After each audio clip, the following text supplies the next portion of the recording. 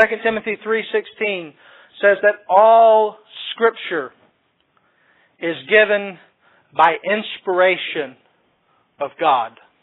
And it is profitable for doctrine, for rebuke, for correction, and for living a righteous life. 2 Peter chapter 1 and verse 21 goes on to say that no prophecy of Scripture, no Scripture has ever been given by man's own interpretation. And what that means is by man's own opinion. Nobody took anything in this book and said, never did the Apostle Paul, and I've heard this so many times, never did the Apostle Paul say, well, I think this is the better way, I'm going to write that in. Everything in here is inspired of God. Even when the Apostle Paul says, I think, he was still under the inspiration of God. That's hard to think about sometimes. But Peter is the one who tells us nothing in this book ever made it in through vain opinion. Everything in this book is inspired of God. So what does it mean when we say inspired? I told you I was going to come back to this, and I have. What does it mean when we say that it is inspired? Inspiration in the Bible comes from a Greek word.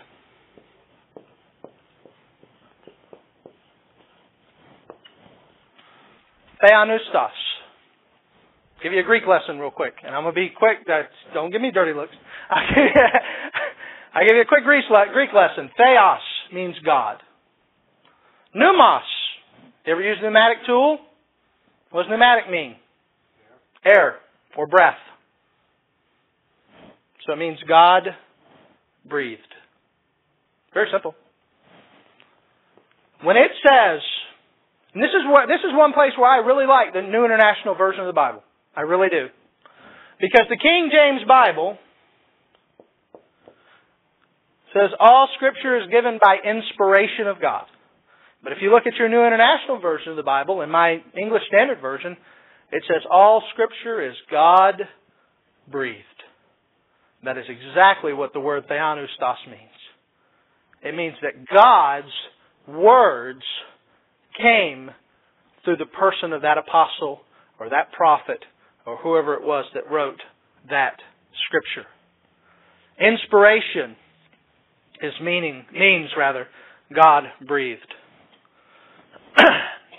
Now, what is the difference between revelation and inspiration?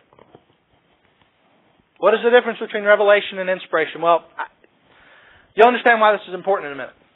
We talk about revelation as God speaking to man. That's the origin.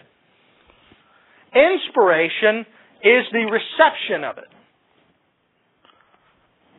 God reveals, we receive that revelation. Thus, it has been inspired or revealed or breathed out to us. We have got it from Him. Well, God reveals and the Word is inspired, but more what I'm trying to say is revelation comes from God. Inspiration comes to us, and it's the give and the reception. When we say that a prophet or an apostle was inspired to write, that means it didn't come from him, it came from God. It's where he got it from. How did he get it? Because God revealed it to him. It was given through revelation. There are two elements to revelation or inspiration.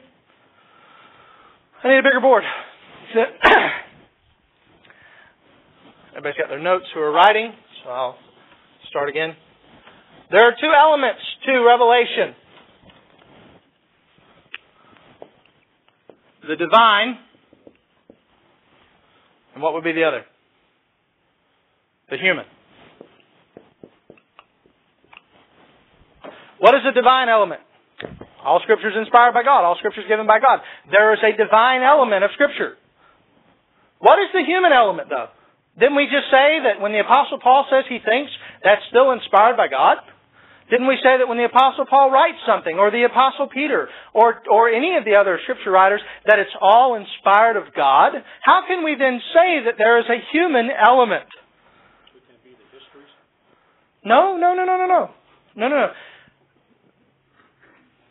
Here's the human element. Very, very simple. The Bible comes from God in every part of it.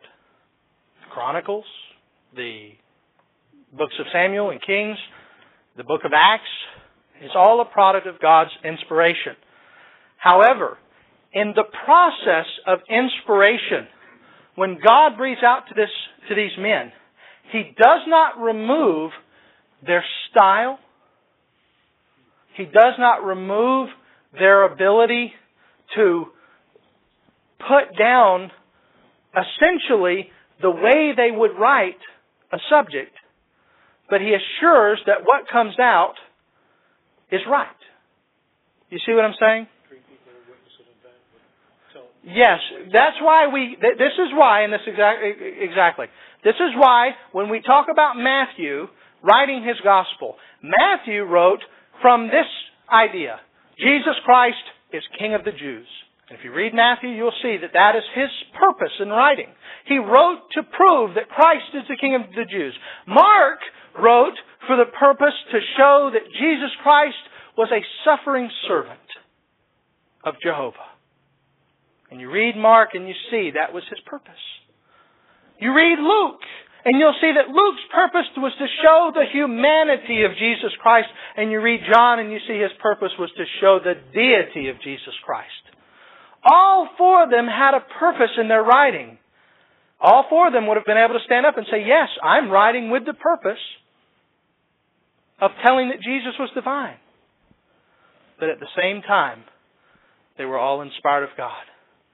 The human element is found in the style and in the purpose. The divine element is keeping the error out and keeping the purity in and assuring that there is no question in the text, no problem in the text. There's never an